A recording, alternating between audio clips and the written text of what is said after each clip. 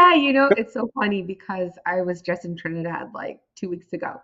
And like I mentioned, grew up with my Indian family. So there are a lot of like Hindi words for things that are in our culture. So for example, garbanzo peas, we don't call it that in Trinidad, we call it chana because that's like the Hindi word for it. And my aunt, she grew up in a part of Trinidad that was more black. So she was telling me how like she doesn't know a lot of the Indian words for things. And I was so surprised by that because I grew up with Indian people, so it's like normal for me. Like my favorite snacks growing up were Indian snacks, whereas my aunt is like, I didn't try that till I was older. And it was like so bizarre for me because I'm like, this is like so common. How do you not know this? But she didn't have that exposure.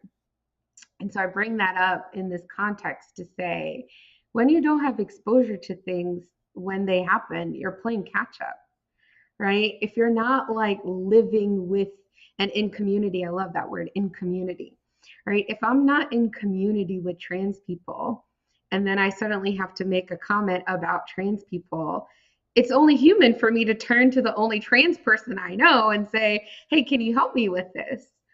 And I had to have a conversation with one of my friends around George Floyd that, like, it's not my responsibility to educate you.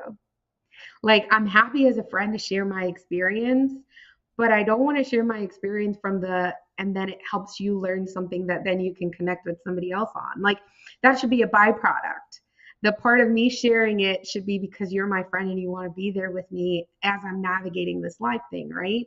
So to your point, there's a value transfer there. And me like sharing with someone something, and then like, what is that value that I'm getting back? And how is that being realized to me? And not that everything has to be transactional, I don't think so, but I do think it's important to realize that like that is real value. And so to me, my thought on what you just said is like just being community with people. I love that I have friends in so many different communities. Like one of my good friends is from Belarus. And like I love hanging out with her because we have so much in common, even though we grew up in very different environments. And I think in general in America, I don't see people having a wide variety of people that they interact them with. I think a lot of people kind of like stay in their little bubble and like the people they know are very similar to them, maybe went to a similar school, maybe have a similar life philosophy. But the way I grew up, like I'm Christian, but I grew up with Hindu and Muslim people.